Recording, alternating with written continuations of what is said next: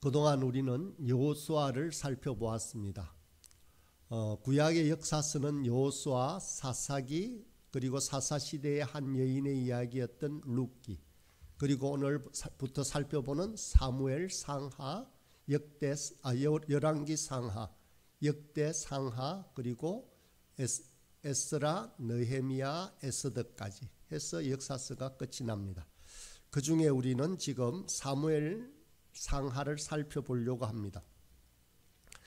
사무엘서는 사무엘, 사울, 다윗에 이르기까지 통일왕국을 완성하기까지의 과정을 서술하고 있습니다.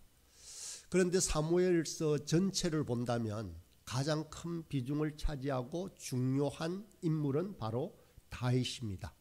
사무엘하는 거의 다윗만의 이야기입니다. 그런데 여기서 제목을 사무엘서라고 정한 것을 보고 저는 다윗서라고 하면 더 좋지 않을까라고 했습니다. 역사의 중심 인물이 그것이기 때문입니다. 그런데 성경은 그렇게 하지 않았습니다. 성경의 제목을 정하는 데에도 하나님의 메시지가 담겨 있는 것 같습니다. 다윗은 중요한 인물이지만 하나님 구원 역사의 한 수단일 뿐입니다. 다윗이라는 왕도 사무엘이라는 예언자의 시각을 통해서만 그 인생이나 역사적 의미가 조명될 수 있기 때문입니다. 그렇다면 성경은 인간의 개성과 자율성을 하나님의 섭리라고 하는 이름으로, 계명으로 억누르고 있지는 않습니다. 성경에 등장하는 인물은 그대로 수동적이고 거의 억지적인 그러한 인물들이 아니라 다 살아있는 인물입니다. 규격화되고 박제된 인물들이 아니라는 것입니다. 분명한 자기 자신의 욕망과 의지가 있고 실수가 있고 실수할 때도 변명이나 나름의 이유를 밝히고 있습니다. 이것은 오늘 1장 말씀에도 잘 드러나고 있습니다. 오늘의 이야기는 한나가 그의 아들 사무엘이 탄생하기까지의 이야기입니다. 한나의 눈물과 그녀의 간절한 바람으로 이 사무엘서는 시작이 됩니다. 한나의 남편 엘가나가 얼마나 한나를 사랑했는지를 표현하는 것이 본문 8절에 보면 있습니다. 어찌하여라는 말을 3번씩 반복하면서 자신의 사랑을 드러냅니다. 이렇게 사랑한다고 할지라도 한나는 정말로 고통스러워하고 아파하고 있습니다. 한나의 가슴 속에 있는 아픔이 이 어찌하여라는 단어를 통해서 더 선명하게 드러나기도 합니다. 한나와 지금 나오는 제사장 엘리와의 관계도 일방적이지 않습니다. 서로가 대화를 하고 있습니다. 엘리는 처음에는 오해하였지만 한나의 말에 설득되어 오히려 한나를 축복하는 그 과정이 또 계속 이어집니다. 이 과정에서 우리는 한나의 고통과 욕망도 이해하고 엘리의 반응 또한 이해하게 됩니다. 흔히 다른 종교나 사상에서는 하나님의 뜻을, 신의 뜻을 점성술이나 예언이나 어떤 원리에 따라 구합니다. 그러나 성경에서 말하는 하나님의 말씀은 언제나 인간의 생활, 일상사와 관련이 있습니다. 하나님의 뜻은 언제나 인간의 삶이나 역사를 통해서 계시된다는 것입니다. 그래서 성경은 아주 현실적입니다. 우리 인간 사회는 순종만 있는 것이 아니라 거절도 있었습니다. 실수와 인간의 복잡한 욕망이 얽혀져 있습니다. 명확한 것이 아니라 우연처럼 보이는 것도 있고 모호한 면도 성경 속에는 있습니다. 이런 현실에서 하나님의 뜻을 찾아가는 것이 성경이고 특히 구약 성경에서는 그러한 면이 더 두드러집니다. 하나님의 구원 역사는 한 사람으로부터 시작이 되어집니다. 이스라엘 민족의 선택은 자식 없이 늙어가는 아브라함으로부터 시작되었습니다. 출애굽의 역사는 갈대 상자에 태워서 나일강으로 버려진 모세의 출생으로 시작되었습니다. 통일왕국을 이루는 이스라엘의 역사는 자녀가 없어 한 맺힌 한 여인의 눈물로 시작되고 있는 것을 봅니다. 그런데 그 여인의 눈물로 간구하는 행위가 장차 미래를 바꾸는 것을 볼 수 있습니다. 하나님의 구원 역사의 중요한 출발점이 됩니다. 이처럼 우리 삶의 한 걸음도 아주 소중합니다. 엘가나라는 사람이 있고 그에게는 2명의 아내가 있습니다. 한나와 버니나입니다. 버니나는 자녀들이 있고 한나는 자식들이 없습니다. 그렇지만 남편의 사랑은 한나가 받았고 버니나는 한나를 자극합니다. 마치 창세기의 사라와 하갈과 같습니다. 이스마엘이라는 자식을 두었던 하갈이 사라를 멸시합니다. 야곱의 부인 레아와 라헬과의 관계도 이 같습니다. 라헬은 사랑을 받았지만 요셉을 낳기 전까지는 자식이 없었습니다. 레아는 남편의 사랑을 받지 못했지만 많은 자녀를 낳았고 나중에는 헤브론에 그의 남편 아브라함과 함께 묻힙니다. 모든 것을 다 가질 수는 없습니다. 모두에게는 부족한 부분이 분명 있습니다. 사랑받지 못했던 버니나가 한나를 격분시켰습니다. 1장 6절의 말씀을 보면 이렇게 말씀합니다. 그의 적수인 버니나가 그를 심히 격분하게 하여 괴롭게 하더라. 매년 예배를 드리러 가는 경사스러운 날에 이런 일이 발생하였습니다. 이 때문에 괴로워하던 한나가 울면서 먹지도 않자 남편은 이렇게 위로합니다. 8절의 말씀을 다시 한번 읽어보겠습니다. 한나여 어찌하여 울며 어찌하여 먹지 아니하며 어찌하여 그대의 마음이 슬프냐. 내가 그대에게 10아들보다 낫지 아니하냐.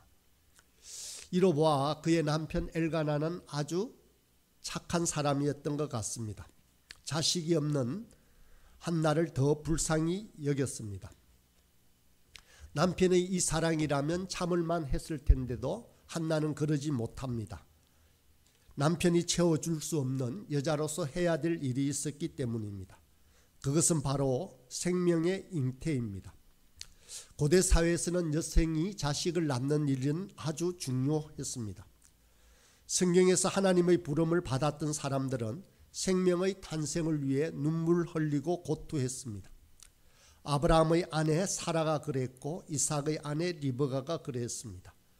유다의 아들을 얻기 위한 다말의 투쟁 또한 그랬고 모세의 어머니 요게벳, 삼손의 어머니, 다윗의 조상을 낳은 이방 여인 룻, 세례 요한의 어머니 엘리사벳 등 모두가 어렵게 생명을 얻었습니다. 여인들의 이런 투쟁이 있었기에 인류 역사, 특히 구원의 역사는 끊어지지 않고 이어져 내려왔습니다. 오늘날에도 생명의 출산은 여성에게 있어서 아주 소중합니다. 그렇지만 이제는 그 책임을 남성이 함께 분담하고 더 나아가 사회가 함께 참여해야 할 중요성이 아주 커졌습니다. 아이 하나를 키우려면 온 마음이 필요하다는 말이 있습니다. 여성에게만 책임을 전담시켜서는 안 될 일입니다. 여성 한 사람에게 지어졌던 것이 우리 사회의 문제가 되었습니다. 남녀가 사회가 함께 고통하고 함께 분담한다면 생명의 소중한 가치는 더욱 높아질 것입니다. 사무엘서에서 가장 중요한 문제 중 하나는 이스라엘도 이웃나라처럼 왕을 세워달라고 하는 요구입니다. 블레셋이 강력한 경쟁자로 등장했지만 이스라엘은 12지파 공동체를 이루며 필요에 따라 모이고 흩어지고 있는 상태였습니다. 사사기는 사사시대의 무질서를 언급하며 마지막 결론을 그때의 이스라엘에 왕이 없으므로 사람이 각기 자기의 소견에 옳은 대로 행하였더라라고 맺고 있습니다. 반면에 하나님의 뜻은 인간의 왕이 아니라 하나님이 왕이 되셔서 평등한 지파 공동체를 이루는 것이었습니다. 하나님은 엘가나처럼 내가 너를 얼마나 사랑하는지 아니 나로 충분하지 않니라고 하소연하고 있습니다. 그러나 이스라엘은 한나처럼 그것으로는 부족하고 나에게는 나의 인생이 필요합니다 하며 자녀를 구합니다. 이렇게 사울과 다윗으로 이어지는 왕의 등장은 바로 이 타협의 산물이라고 할 수 있습니다. 한나는 성소에 엎드려 기도합니다. 성전이 지어지기 전 이전이라 당시 성소는 실로에 있었습니다. 10절에 보면 한나는 마음이 괴로워서 여호와께 기도하고 통곡하며 나아간다라고 기록되어 있습니다. 여호와 앞에 오랫동안 슬퍼하며 엎드러져 있습니다. 한나는 아들을 달라고 기도하였고 아들을 주시면 그 아들을 나시린으로 하나님께 바치겠다고 서원합니다. 너무 분하고 억장이 무너져 큰 소리도 못 내고 나지막히 엎드렸던 것입니다. 이 모습을 여호와의 전 문설주 곁 의자에 앉아있던 제사장 엘리가 보았습니다. 엘리는 한나가 엎드려져 오랫동안 소리 없이 입술만 움직이는 모습을 보고 술 취한 줄 오해하였습니다. 그래서 14절에 이렇게 말합니다. 네가 언제까지 취하여 있겠느냐? 포도주를 끊으라 라고 말합니다. 이것은 제사장 엘리의 영적 무기력을 보여준다 할 수 있습니다. 성도가 어떤 슬픔에 빠져 있는지 아니면 술에 취해 있는지 구분하지 못했던 것입니다. 엘리의 뒤를 이어 제사장의 오른 두 아들은 재물을 탐하고 회막에서 일하는 여인과 동침하는 엄란한 모습을 보이지만 이 아들들을 통제하지도 못합니다. 엘리는 몸도 둔하고 하나님의 말씀도 잘 듣지 못합니다. 그래서 3장 1절에는 이렇게 기록되어 있습니다. 사무엘이 엘리 앞에서 여호와를 섬길 때에 여호와의 말씀이 희귀하여 이상이 흔히 보이지 않았더라 라고 말합니다. 그런데 놀라운 것은 이렇게 무능력하고 아주 몸이 무딘 이 엘리를 통하여서도 하나님은 역사를 하신다는 것입니다. 본문 17절에 보면 엘리가 대답하여 이르되 평안히 가라. 이스라엘의 하나님이 내가 기도하여 구할 것을 허락하시기를 원하노라. 이 말을 들은 한나는 이렇습니다. 18절입니다. 당신의 여종이 당신께 은혜 있기를 원하나이다 하고 가서 먹고 얼굴에 다시는 근심빛이 없더라. 이렇게 기도한 후 지금 즉시 아이가 잉태되었습니까? 아니면 기도한 즉시 기적이 주어졌습니까? 결코 그렇지 않습니다. 엘리 제사장의 말 한마디인데 한나는 확신을 얻었던 것입니다. 이렇게 주의 종은 인격이나 능력에 관계없이 하나님의 그를 들어 사용하고 있음을 볼 수 있습니다.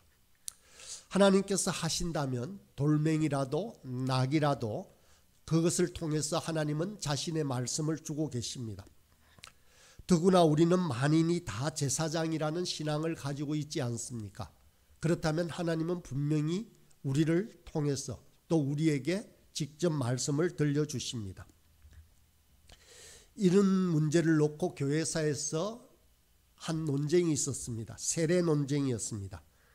이런 논쟁이었습니다. 어떤 성도가 목사에게 세례를 받았습니다. 그런데 그 세례를 집전한 목사가 나중에 이단에 빠져서 이단의 종이 되었습니다. 그렇다면 이 사람이 받은 세례는 유효한가 하는 논쟁이 우리 교회사에 있었습니다. 그래서 공의회에서 결론난 것은 바로 이 세례가 유효하다라고 그 결론이 주어졌습니다. 그 이유는 세례는 사람의 이름으로 받은 것이 아니라 성부, 성자, 성령의 이름으로 받았기 때문입니다. 사람은 도구일 뿐입니다. 어쩌면 이 강단에 세워져 설교하고 있는 사람의 인물이나 인격이나 능력에 상관없이 하나님은 그 입술을 통해서도 말씀하실 수 있다는 것입니다. 한나는 이 응답을 예배 중에 받았습니다. 한나는 예배하는 여종이었습니다. 그래서 19절의 말씀에 보면 그들이 아침에 일찍 일어나 여호와 앞에 경배하고, 본문 3절로부터 24절에 보면 계속해서 경배와 예배하는 모습을 살펴볼 수 있습니다. 한나의 기도는 응답이 되었습니다. 아이를 잉태하게 되었고 그의 이름을 사무엘이라 하였습니다. 사무엘이라는 이름은 하나님이 들으셨다, 하나님의 이름 등의 의미가 있지만 근본적으로는 오늘 본문 20절에 나오는 내가 여호와께 그를 구하였다라고 하는 데서 유래합니다. 사무엘은 기도로 얻은 자식입니다. 한나는 이 사무엘을 젖될 때까지 길렀습니다. 그리고 젖을 때자 그의 소원하였던 대로 사무엘을 여호와의 전에 바칩니다. 하나님과 관계되는 역사적인 인물, 성경 속의 인물에는 엘이라는 말이 많이 들어갑니다. 바로 이 엘은 하나님을 뜻하는 것입니다. 한나는 이 사무엘을 고통 가운데 어렵게 얻은 아이이기 때문에 더 많이 기도하였고 아이 때부터 사무엘을 구별하여 길렀습니다. 평범한 출생이었다면 이렇게 기도하지 않았을 것입니다. 고통이 더 많이 기도하게 하였고 이 때문에 그 아이를 통하여서 놀라운 일이 일어났습니다. 성경 속에 많은 위인들이 이렇게 어렵게 출생한 것을 보면 그 과정에 있었던 많은 기도도 결코 무시할 수 없을 것입니다. 한나의 기도는 어거스틴의 어머니 모니카의 기도로 계승되었습니다. 어거스틴은 젊은 날 참으로 타락한 삶을 살았습니다.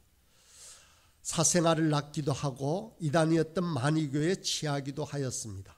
그렇지만 그 어머니 모니카는 아들이 방황하던 시절에 끊임없이 약속의 말씀을 붙잡고 기도하였습니다. 눈물로 기도한 자식은 결코 망하지 않는다라고 그렇게 그는 굳게 매일같이 눈물로 기도했습니다. 그 기도대로 어거스틴은 돌아왔고 많이 기도한 만큼 훌륭한 위인이 되었습니다. 그의 변화된 기록은 그의 저서 참회록에 잘 나타나 있습니다. 참회록 중에 한 부분입니다. 나를 위해 펼쳐주신 당신의 손은 이 깊은 흑암으로부터 나를 건져주셨습니다. 이것은 나의 어머니가 무릎 꿇고 눈물로 당신께 기도한 까닭입니다. 당신의 신실한 여종인 나의 어머니는 보통 어머니들이 죽은 자식을 위해 우는 것보다도 살아있는 나를 위해서 더 울었습니다. 어머니께서 늘 기도하던 곳은 눈물로 바닥이 흥건히 젖곤 하였습니다. 하나님은 자식을 위해 흘린 눈물의 기도를 들어주셨고 그 눈물을 멸시하지 않으셨습니다. 라고 기록되어 있습니다. 한나는 기도로 운명을 극복한 여자입니다. 계속 살펴볼 사무엘서에서는 이 한나의 이야기가 기록되어 있습니다. 한나에게는 사무엘 외에 세 아들과 두 딸을 더 줍니다. 인간의 일상사는 하나님의 뜻이 실현되는 현장이라고 할 수 있습니다. 한나가 아들을 낳지 못하는 현실에 대해서 5절의 말씀에 이렇게 말합니다. 여호와께서 그에게 임신하지 못하게 하시니라고 설명합니다. 나중에 임신되었을 때도 여호와께서 그를 생각하신지라라고 설명합니다. 모든 생사화복을 주관하시는 분은 하나님이십니다. 우리에게 되어진 모든 일 또한 그렇습니다. 그 일의 주관자는 바로 하나님이십니다. 그렇다고 해서 이미 하나님이 결정하였으니 운명으로 받아들이고 너는 할 것이 없다라는 말씀은 결코 아닙니다. 기도로 이 하나님의 뜻을 설득하는 사람도 있었습니다. 그 한 사람이 바로 한나입니다. 11절의 말씀에 만군의 여호와여 만일 주의 여종의 고통을 돌보시고 나를 기억하사 주의 여종을 잊지 아니하시고 주의 여종에게 아들을 주옵소서. 그리하여 아들 사무엘을 얻게 된 것입니다. 우리의 기도도 이처럼 하나님의 마음을 움직입니다. 성경을 보면 하나님은 말씀에 순종하는 사람을 좋아하십니다. 결코 운명에 순종하는 사람을 좋아하지는 않는 것 같습니다.